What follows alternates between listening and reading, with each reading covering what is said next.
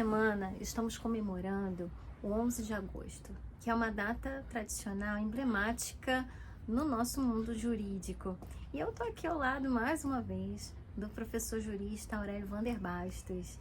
E esse 11 de agosto desse ano, 2023, tem um significado ainda mais especial, né? Porque a gente tem a trajetória da Constituinte de 1823, comemorando aí 200 anos, e essa Constituinte, ela foi a primeira a pensar nos cursos de direito no Brasil. Professor Aurélio Vander Bastos, que prazer, né? Mais uma vez um convite para falar com o senhor a respeito dos cursos jurídicos, e agora dessa vez no seu recanto, na sua casa, com mais de 3.000 livros.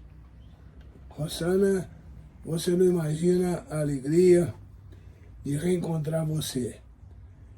Quem sabe tenhamos uma história de aproximação em discutir a questão do ensino jurídico, a comunicação jurídica, né? Como uma linha de reflexão.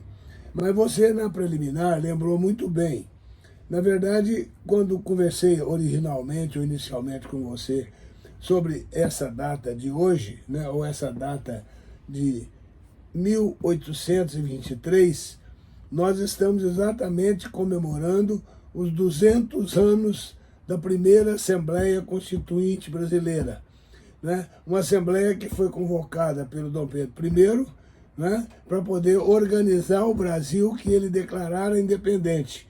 E, ao mesmo tempo, uma Assembleia que, lamentavelmente, não concluiu os seus trabalhos como era esperado, no sentido de promulgar uma Constituição, né, devido às tantas dificuldades, digamos, políticas que ocorreram durante a Assembleia e principalmente no seu fim, né, quando Dom Pedro queria um papel mais ostensivo, né, onde ele queria um papel mais diretivo da história brasileira, principalmente o poder moderador, e a Assembleia não concedeu, né? Mas o mais importante dessa Assembleia, que foi o único ato aprovado por ela, né, na Assembleia de 1823, foi aprovado em 4 de novembro de 1823. Foi exatamente as primeiras decisões sobre os cursos jurídicos no Brasil.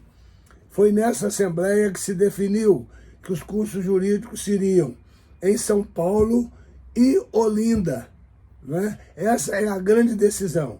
Qualquer um que lê os anais da Assembleia Constituinte vai observar que no dia 4 de novembro se aprovam que os cursos jurídicos serão criados em São Paulo e Olinda, apesar dos tantos debates que se desenvolveram pela criação do curso e outros espaços. E quais foram os nomes que estiveram ligados nessa trajetória histórica, né, dos cursos a esse movimento aí em prol do ensino jurídico? Olha, você lembrou muito bem no início da nossa conversa, né, o nome do José Feliciano Fernandes Pinheiro, né?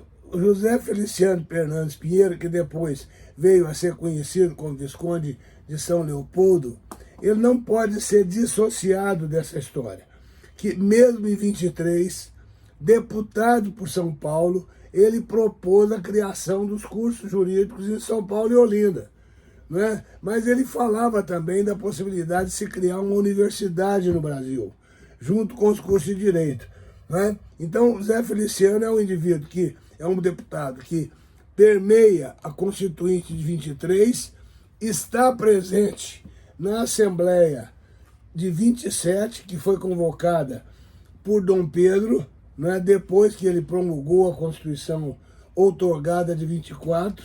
Em 27, José Feliciano Fernandes Pinheiro assume de novo o seu projeto, já com aquela decisão de que os cursos seriam em São Paulo e Olinda, né? Mas ele vem com a nova proposta de estruturação curricular, que não ficou bem definido na Constituinte de 23. Mas José Feliciano, ele traz a proposta de novos cursos. Então, e ali é que nós temos, na verdade, o início da rediscussão do que se deveria ensinar em direito no Brasil E, na verdade, é 11 de agosto, que agora estamos comemorando, né? É exatamente esse 11 de agosto que marca o início da história brasileira, do ensino jurídico. Estamos indo agora para 200 anos. 200 anos da Assembleia Constituinte e 146, lembrou a Rossana muito bem, né? 146 anos da criação dos cursos jurídicos no Brasil. Dentro de 4 anos, nós teremos os 150 anos. Né? Com certeza, a Rossana vai ser a pessoa mais importante dentro de 4 anos, quando estivermos discutindo os 150 anos. Olha! Olha, professor, obrigada aí pelos votos, né?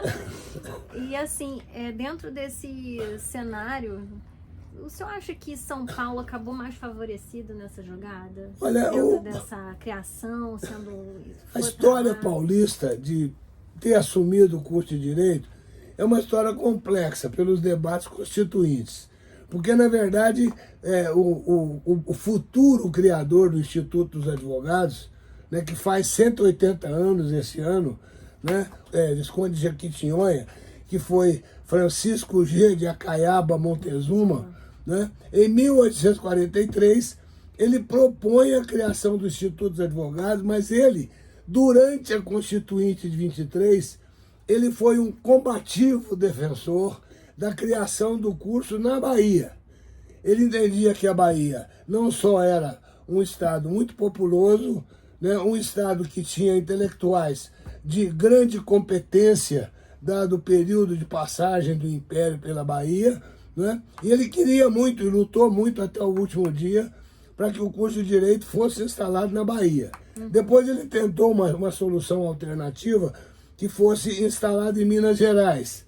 Mas também era mais populoso que São Paulo. Mas também não teve sucesso, né? Mas, de qualquer maneira, naquele momento, digamos assim, as discussões eram mais favoráveis, como você observou, a colocar em Minas. Porque era maior que São Paulo. Porque era um estado muito maior do que São Paulo. Mas em Minas havia uma resistência, né? Que Minas tinha sido exatamente onde ocorreu o movimento de libertação do período imperial ou do período colonial, né? Então aquilo ali dificultou um pouco, apesar de ter enriquecido Minas, criou-se uma dificuldade para o curso ser em Minas. Então o curso acabou sendo em São Paulo. Agora nós perguntamos, mas por que São Paulo e Olinda? Né? São Paulo por uma razão muito simples. Né? Pedro I, quando proclamou a independência, ele estava em São Paulo. Né? Ele estava às margens do Rio Ipiranga, em São Paulo, né? E ali, digamos assim, se tornou um referencial da história brasileira. A criação dos cursos jurídicos é o mais importante ato da gestão de Pedro I, enquanto regente ainda, mero imperador, ou a caminho de ser imperador. Né? Então ele, digamos, havia uma certa inclinação para que ele premiasse São Paulo. São Paulo não era o maior estado brasileiro, nem o mais rico, nem o mais populoso e nem o de mais fácil acesso. Mas ele era politicamente o estado mais preparado, não é? Porque ali estava Zé Bonifácio de Andrade e Silva, que era o patrono da independência, o indivíduo de alta confiança de Dom Pedro I. Dali também vinha, não é, o irmão dele, Martim Francisco, né? Martim Francisco Ribeiro de Andrada, né? Então, não havia muito, digamos assim, condições de fugir do ambiente paulista. Assim, uma discussão muito grande que tinha na época é que São Paulo também não tinha docentes. Era muito mais fácil encontrar docentes para os cursos de Direito no Rio de Janeiro, como queria o Visconde de Cairu. O Visconde de Cairu era baiano, né? E queria que o curso fosse no Rio, porque ele achava que o Rio de Janeiro era, digamos assim, o local próprio, natural, para poder instalar o curso de Direito. Mas não foi possível, né? A força do Estado de São Paulo foi muito grande. Agora você pode me perguntar, mas então por que a Olinda? Por que não Recife? São Paulo, Pernambuco por uma razão. Pernambuco era um estado rebelado, né? Pernambuco teve a Revolução de 1817, né? Depois ele teve a Confederação do Equador em 24. Né? Então, veja, Pernambuco era um estado que tinha que ser trazido para, digamos assim, o contexto do Brasil. Né? O Pernambuco era um estado que tinha propósitos republicanos. Né? Então, havia interesse do conjunto, digamos assim, monárquico, constitucionalista, trazer o Pernambuco para o contexto brasileiro. E assim aconteceu. Né? Não concederam o curso para Recife, onde estava, digamos assim, a carga política mais forte, mas se concedeu o curso para Olinda, onde tinha os ambientes, digamos assim, religiosos, os ambientes de seminários mais propícios. Mas a verdade era tão grande, era tão evidente, que logo, logo o curso saiu de Olinda e se instalou em Recife. Né? Então esse é o dilema que nós encontramos com relação a esse período, é que nós estamos comemorando agora 200 anos. Né? A criação dos cursos jurídicos do Brasil se deu exatamente há 200 anos em São Paulo e Olinda, na data que nós estamos falando coincidentemente hoje, né? Ou pelo menos nessa semana, 11 de agosto. E nesse giro dessa trajetória, que o senhor é estudioso, né, do ensino jurídico no Brasil, e tem até um livro aqui, importantíssimo, acho que é o livro mais importante. O livro está indo para a 5ª edição. Esse livro aqui, gente, já essa versão de capa dura, né, da Freitas Bastos. Você é a única titular de um livro de capa dura. É verdade. E eu queria saber, nesse giro, né, dessa trajetória das instituições e tudo, a gente tem uma mudança aí recente. Nessa passagem do tempo, né, dos 200 anos, né, e a gente agora vindo para uma outra ponta, no pós-pandemia, especialmente, a gente vê uma mudança curricular importantíssima, que até mesmo autorizada pelo próprio Ministério da Educação, onde os cursos de direito podem ter aí uma parte, né, grande do seu currículo, até 40% das suas disciplinas, na modalidade online, e uma proposta de um ensino híbrido, ou seja, uma parte online e uma outra parte sendo na modalidade presencial. Então a gente está chamando isso de híbrido. Como é que o senhor vê essa mudança desse conteúdo curricular nos cursos de direito, professor? Olha, Rosana, eu vou lhe dar uma resposta, digamos assim, que eu poderia dizer também de fundamentos históricos. Né? O mais interessante é que os cursos jurídicos no Brasil, quando fundados, né, apesar da insistência, vamos chamar assim, do Feliciano Fernandes Pinheiro, né, e de outros personalidades que se envolveram na criação do curso, para que o direito se concentrasse no ensino pátrio, esse período, digamos assim, ele acabou sendo um período dominado pelo ensino do direito romano, porque o estatuto era uma cópia do Estatuto de Coimbra, né, e pelo ensino religioso. Né? Então, naquele período, você tinha o que era chamado do ensino jurídico circa sacra. Era uma mistura de ensino de direito romano com o direito religioso, com o direito eclesiástico. Né? Isso durou, Rosana, até o fim da República. Quando veio a República, os republicanos, né, e dentre eles nós temos que destacar o papel de Rui Barbosa, Floriano Peixoto, né, e outras personalidades que atuaram intensamente nessa luta, digamos assim, aquele colorido religioso do curso de Direito desapareceu. E, ao mesmo tempo, aquela disciplina chamada, digamos, direito sacro, né, uma espécie de direito, uma espécie de direito canônico, quase que ostensivamente, né, aquela disciplina desapareceu. E foi criada uma disciplina chamada Enciclopédia Jurídica. Então, durante a República, houve, digamos assim, uma fundamental eliminação daquele ranço do ensino religioso que permanecia no ensino do direito. Nesse período se revelaram personalidades muito importantes. Eu vou destacar a personalidade do pensador, do mais importante cidadão, do mais importante brasileiro, que trabalhou a questão da hermenêutica jurídica, que foi o Pontes de Miranda. Né? Ele foi uma figura marcante ali naquela história do ensino durante a República. Né? E, na verdade, o que aconteceu? Naquele período cresceu um projeto ou uma proposta de natureza hermenêutica, né, de natureza interpretativa. Ele era um indivíduo de origem e formação, vamos chamar, romanista. Né? Então ele contribuiu muito para que o direito romano tomasse ares de um pensamento mais moderno, de um pensamento mais recente. Nesse período também se destacou, já no fim, Gustavo Capanema, né, que acabou dando nome, né, ao edifício hoje, símbolo da educação brasileira, que lamentavelmente está abandonado no centro da cidade do Rio de Janeiro, mas é o mais importante símbolo da educação brasileira, é exatamente o edifício Gustavo Capanema. Então veja, esse é um outro período importante da história brasileira, que foi, digamos assim, o período republicano, que foi fortalecido, né, depois com o período getulista, sem grandes mudanças. Mas veja, com o advento da sociedade moderna, né, com o advento dos tempos modernos, nós temos dois grandes movimentos dentro do curso de Direito. Né?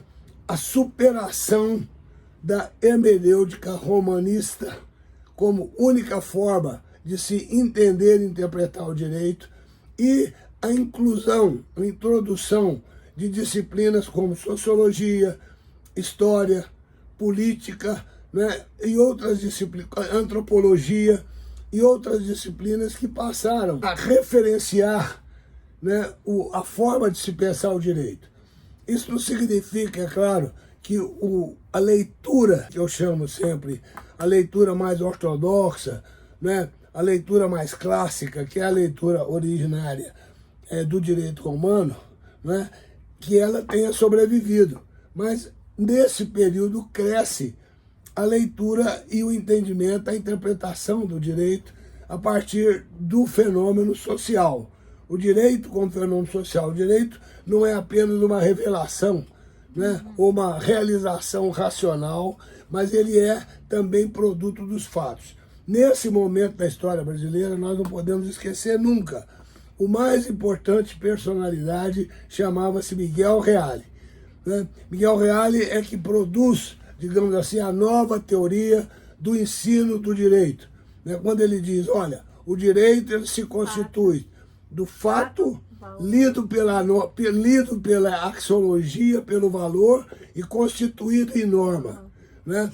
Então, Miguel Reale ele traz para o mundo moderno essa questão, o mundo recente, é a teoria tridimensional. A teoria tridimensional do direito, né? Que é a grande linha de abertura do direito para os novos conhecimentos. Agora, você levantou a questão, digamos assim, chave, né? A questão, digamos assim, curricular mais importante dos nossos dias, que não é, digamos assim, uma discussão de o que ensinar. Nós não estamos discutindo mais, hoje, nesse momento, o que ensinar, mas estamos discutindo como ensinar. Né? E essa discussão do como ensinar foi, de certa maneira, tomada, né? Foi, de certa maneira, tomada pela questão do período que sucedeu a pandemia, né? Em que precipitadamente, né, digamos assim, quase que sem uma preparação educacional prévia, né, sem um treinamento preliminar de professores e alunos, né, nós começamos a desenvolver e a ensinar o direito a partir das aulas online. Eu não quero discutir e nem dizer que esse sistema seja ruim, que esse sistema seja mau, né, porque é um sistema em experimentação. Nós estamos vivendo hoje um momento em que se experimenta ensinar através do sistema online e que se experimenta ensinar através da transmissão digital. Né? Eu acho que nós estamos vivendo um momento hoje de grande desafio para o ensino do direito. né? E não só para o ensino do direito. Nós estamos vivendo um momento de grande desafio para a advocacia, né? Porque você hoje não tem mais o cotidiano de buscar as informações no livro, de buscar as informações na literatura, né? De buscar as informações no cotidiano, digamos assim, da produção literária, né? A informação para o incentivo e a dinâmica do processo é toda ela utilizada e desenvolvida através de meios e instrumentos digitais, né? Meios e instrumentos digitais. Então, aquela prática tradicional que nós tínhamos de conviver o advogado com o juiz, o advogado com a secretaria, né? O debate que sempre se produzia entre o advogado ou entre os juízes, né? Sobre uma questão jurídica, né? Isso perdeu um pouco o seu sentido, porque os recursos digitais permitiram que aquele limite mínimo de informação que nós podíamos buscar no livro ou na convivência com o pensador se transformasse num universo de informações, né? À medida que nós podemos trabalhar o sistema digital de pesquisa,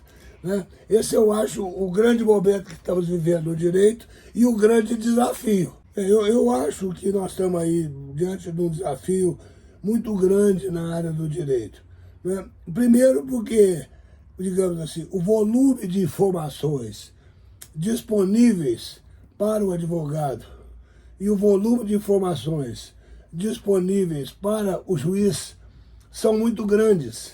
Então, isso tornou o direito não apenas um catálogo de riquezas, né, informativas, mas ao mesmo tempo transformou a questão do direito numa diversidade de encontrar a melhor solução e o melhor caminho para os diferentes problemas, né?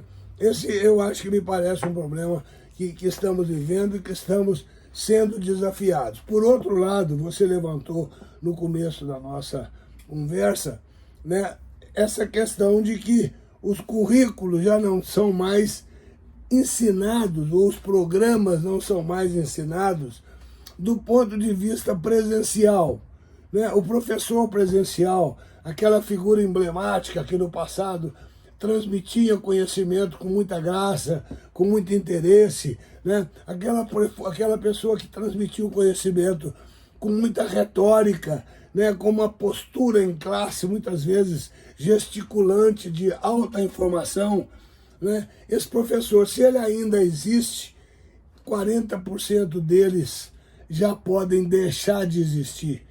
Porque hoje os cursos de direito, em 40% do seu total, se transformaram em cursos online, em que as disciplinas podem ser oferecidas através de lives, ou o aluno pode, na sua própria residência, ou através dos seus próprios instrumentos de pesquisa, né, encontrar informações para aquilo que ele precisa estudar ou conhecer.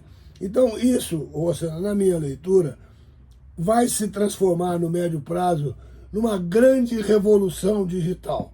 Eu me lembro quando você defendeu sua tese de doutorado, né, você falava exatamente na quarta revolução tecnológica, mas eu já estava atento para esse problema da disponibilidade, né, dos tribunais. Você não vai mais a um tribunal hoje, né? Todo o sistema de comunicação, né, todo o sistema de entrada e busca dentro de um tribunal, você faz via os computadores. Sim, né? Você tem todo um sistema de informações num momento, na minha opinião, de absoluta gravidade com relação ao futuro do direito, né?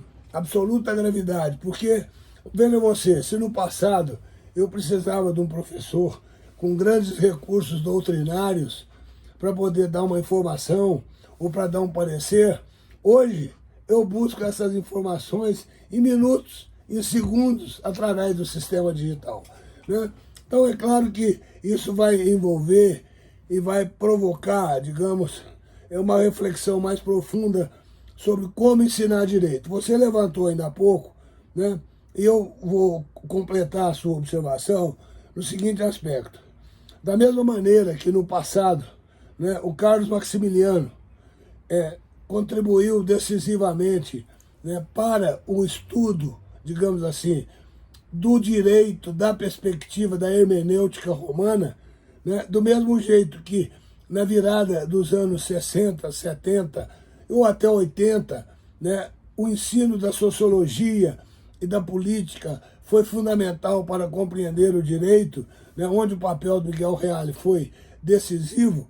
Eu acho que nós hoje estamos diante de um grande desafio. Hoje, na prática, o tribunal vai se confundir com a própria escola, né? É muito provável que eu entre numa sala de aula e o professor me dê uma aula com o juiz dando uma sentença, né? Com o juiz despachando com um determinado cidadão numa determinada audiência, ou com o juiz dando uma decisão num processo, né? Hoje os meios digitais nos permitem estar aprendendo como se nós estivéssemos dentro do tribunal, né? Essa realmente é a grande revolução que nós vamos viver, né?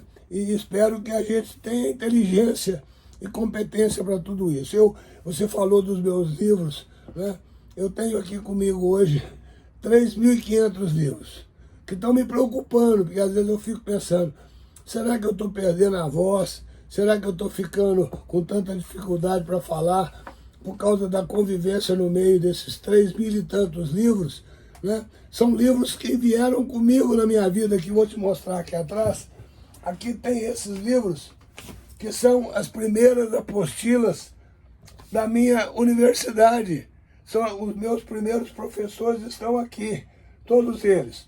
Como está aqui também os meus últimos títulos, que foi o caso de recentemente o presidente da Ordem, o Bandeira, e a Ana Tereza, terem me concedido a medalha Sobral Pinto, né? Mas aqui, ó, tem a minha história. Eu não sei para quem que eu vou deixar, mas aqui tem os livros, os primeiros professores, as primeiras áreas, as primeiras apostilas, né? E eu vivo aqui nesse mundo que não sei se hoje é um mundo que, digamos, vai continuar existindo ou se é um mundo que está em desaparecimento, né? Mas, como você falou para mim no início, é o meu mundo. Eu acho que a gente tem aí um tempo ainda para conviver com esse mundo, né? Que é dos livros, do físico, e dar valor ainda a esse arsenal, essas relíquias, né? Uma coisa que a graduação hoje tem que se render, né? Tem que voltar muito para isso, para poder prestigiar um entendimento dos futuros profissionais, porque senão a gente cria aí uma geração de profissionais da área do direito que estão um pouco preocupados com a razão de ser, do valor, né, como o professor Reale tanto falava, né? Então, acho que esse momento vai ser um momento de resgate obrigatório. Até mesmo pensando, considerando o exame de ordem, considerando as provas para magistratura e para outros concursos, com matérias, com disciplinas que vêm sendo cobradas de caráter hermenêutico. Ontem, coincidentemente, você falou no assunto, eu me lembrei. Ontem eu ouvi uma palestra do ex-relator da Constituição Brasileira, foi o ministro Bernardo Cabral, no Conselho Nacional de Comércio, né? E ele dizia o seguinte: eu sempre sou perguntado por que a Constituição Brasileira tem quase 300 artigos e, no entanto, a Constituição Americana tem 7 emendas. Ele falou, mas eu vou responder. Isso realmente muitas vezes me preocupou. Muitas vezes me deixou sabendo por que isso. Eu que fui um relator de Constituição, com quase 300 itens, e estou diante de uma provocação do país mais adiantado do mundo, inclusive do ponto de vista democrático, né, que tem 7 emendas. Eu fui, certa ocasião, ao Supremo Tribunal Americano, e conversando com o presidente do tribunal, ele falou, tá bem, temos aqui 7 emendas, mas eu vou buscar para o senhor aqui esses tantos volumes, e trouxe ali um conjunto de quase 1 metro de altura de outros volumes, que eram as súmulas, os diferentes entendimentos que se desenvolveram a partir daquelas sete emendas. Né? É o common law. Né? Quer dizer, então, veja, nós temos lá eles têm 7 artigos, nós temos quase 300, mas eles têm um catatal de 1 metro e tanto de leituras cotidianas. Agora, ao ouvir a observação dele, me veio a colocação que eu tenho visto muito nos nossos tribunais. Né? Os tribunais brasileiros, principalmente o Supremo, se transformaram em tribunais criadores do direito. Né? São tribunais que criam direito.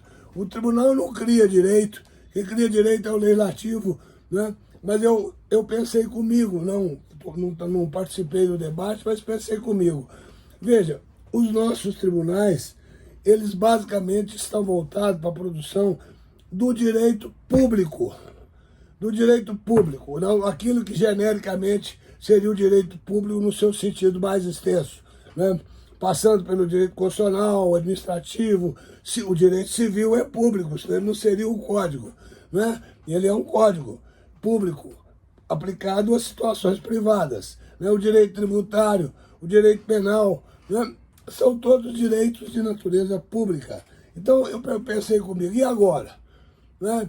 Esses direitos, eu falei, pois é, mas acontece o seguinte, acontece que a Constituição brasileira de 88, ela abriu um novo flanco de proteção às pessoas, na minha opinião, absolutamente importante para o mundo de hoje, que é o problema da proteção da dignidade, da honra, da vida privada, da imagem.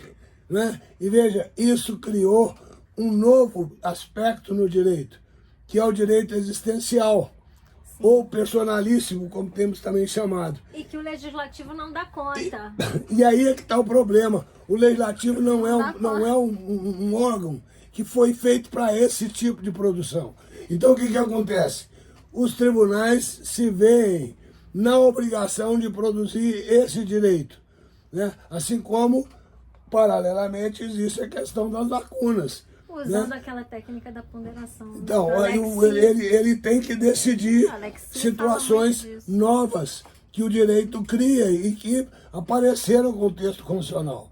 Né? Então, isso que eu chamo do direito existencial, ele realmente tem crescido muito. Cada dia mais, né, as pessoas demandam problemas de proteção interior, de proteção da dignidade, de proteção da honra, né, o que não acontecia propriamente no passado com relação ao direito público. Então, eu acho que isso foi um caminho, né, que os tribunais estão encontrando para resolver esse tipo de problema. Pode ser que no futuro isso tome outra dimensão, mas isso não é novo. Né? O Vitor Nunes Leal já fazia esse tipo de produção com súmulas. A nossa Constituição não criou súmulas vinculantes, mas imediatamente após foram criadas as súmulas vinculantes. E vários tribunais brasileiros já têm súmulas, exatamente porque existe esta questão existencial posta para a sociedade brasileira moderna, né? E que esteve também no passado. Mas elas são o grande desafio dos nossos legisladores, mas que tem que ser resolvida pelos nossos tribunais enquanto as pessoas precisam de proteção. E as escolas estão preparando essa nova geração aí de profissionais para esse mundo hermenêutico? Eu não sou um advogado, né, que tenho, digamos assim, originariamente uma formação dogmática. Né? Eu tenho uma formação hermenêutica. Estudei numa universidade onde o processo preliminar de ensino era hermenêutico. Né? Eu passava a conhecer o fenômeno jurídico a partir do fato. Né? E conhecido o fato a partir dos valores que tratavam daquele fato. Ora, um fato sempre tem vários valores que tratam dele. E a norma vai optar por um ou por outro, no que o Miguel Reale fez muito bem, ao fazer a leitura dele. Então, eu não tenho uma visão no sentido tradicional. A minha formação é fundamentalmente hermenêutica. Agora, eu entendo que a nossa tradição nos nossos tribunais é profundamente dogmática, né? Profundamente dogmática. E esse dogmatismo, ele não nasce da nossa Constituição, né? Ele não é fruto do processo constitucional.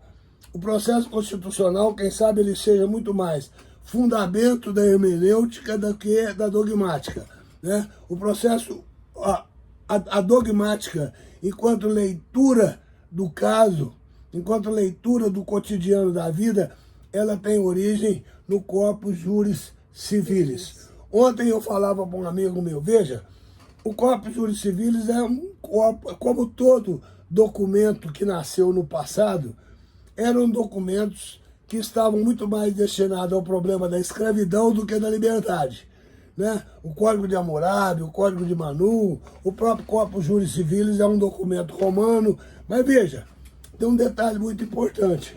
O Corpus Juris Civilis, ele não tratou da questão da liberdade, ele não tratou da questão da igualdade, mas ele sobreviveu até os nossos dias como o mais importante instrumento de regulamentação e proteção da propriedade, né? Então, o Corpus Juris, ele é um documento que atravessou os séculos, né? E ele, na verdade, é a referência do processo decisório na ausência de muitos fundamentos do direito, né?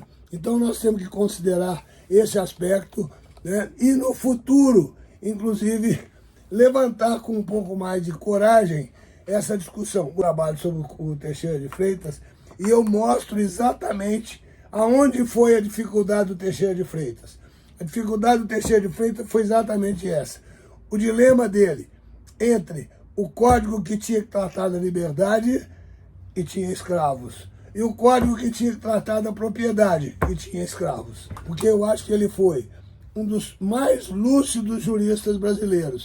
Mas, lamentavelmente, devido a essa questão da escravidão, ele não pôde ser o grande criador do Código Civil brasileiro, que levou, depois de Teixeira de Freitas, levou quase 50 anos para ser editado, se não mais. Isso, que aí só vem com o Clóvis Bevilacqua, anos Que depois. é uma figura importante no nosso direito, né? Mas o Teixeira de Freitas, ele tem um papel marcante na história brasileira, ele era um pensador, né? Era um indivíduo de grande reflexão e que sofreu uma influência muito grande, né, da reversão germânica do direito romano, né? Então eu acho que são dados da história, né, que a gente tem que às vezes considerar, mas que nem sempre são tão simples de discutir numa entrevista assim como essa, e que nós estamos fazendo hoje para comemorar 200 anos da primeira Constituinte brasileira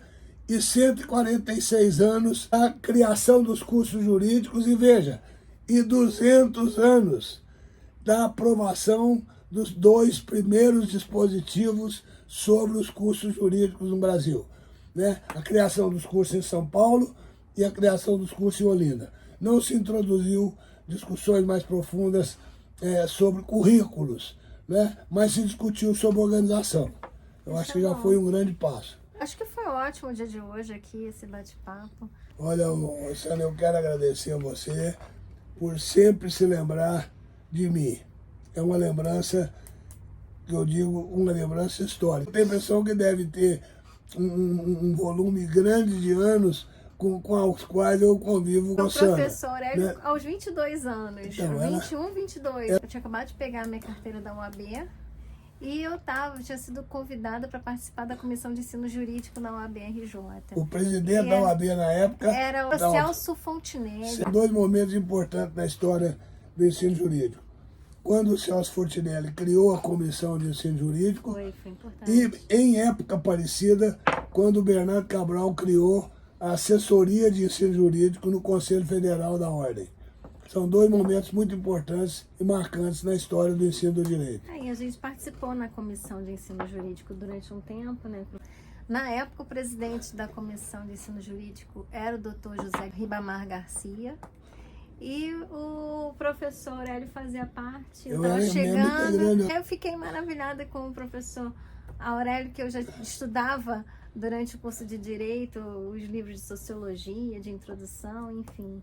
Eu já tinha uma admiração muito grande. Não, a Rossana foi uma figura precursora, porque ela não só se interessou por tudo isso, mas como ela teve a iniciativa naquele período de criar um jornal. Foi. Jornal chamado Mural, que vivia em grandes dificuldades, mas mesmo nas dificuldades que ele tinha, e que às vezes representavam dificuldades para ela, né? Mesmo nas dificuldades que tinha, insistia em publicar questões que envolvessem o problema da renovação do ensino jurídico, do engajamento do ensino jurídico na vida social, né? E eu aproveito, aliás, até para poder prestar minha homenagem ao Celso Fontinelli, né? Porque ele teve um grande esforço para aquela comissão sair. Saudoso, né? Saudoso, o Celso Fontinelli, a comissão saiu, né? E nós tivemos a oportunidade de fazer um bom trabalho naquela época. Foi ali que se começou, né, essa discussão da questão do ensino jurídico aqui. Né? E de lá para cá, depois do jornal e depois virou revista, foram muitas entrevistas com o professor Aurélio Vander, sempre solícito e assim uma personalidade com esse quilate, com esse renome. Sempre aproveitei qualquer oportunidade para poder falar contigo. É uma pessoa inesquecível nessa história do ensino jurídico.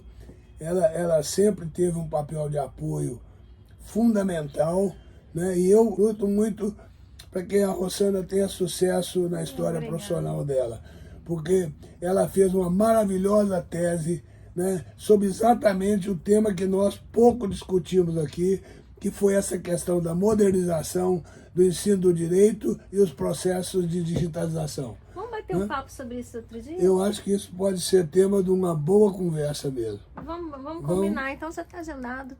Vou voltar aqui para falar com o professor Aurélio sobre métodos digitais de aprendizagem, que é um tema que a gente tem estudado, eu e ele, né, para que seja implantado em novos currículos. Ela me deu a oportunidade de fazer o prefácio do livro dela e depois, internacionalmente, me concedeu o diploma do Guinness, que é um diploma sobre exatamente esse problema de renovação e modernização do ensino de direito no mundo. Né? Isso aqui começou a se discutir a questão do ensino digital. Foi muito importante. Você merece. Né? Muito feliz novamente de poder compartilhar os seus conhecimentos. Eu espero que o pessoal goste aí, mais uma vez, desse material. A gente tem recebido feedbacks, né, dos outros vídeos que a gente já fez para prestigiar o conhecimento sobre ensino jurídico, né? O professor Aurélio Vander Baixo tem muito a dizer, né, sobre a UAB também. Então, assim, nosso canal tem muita coisa boa.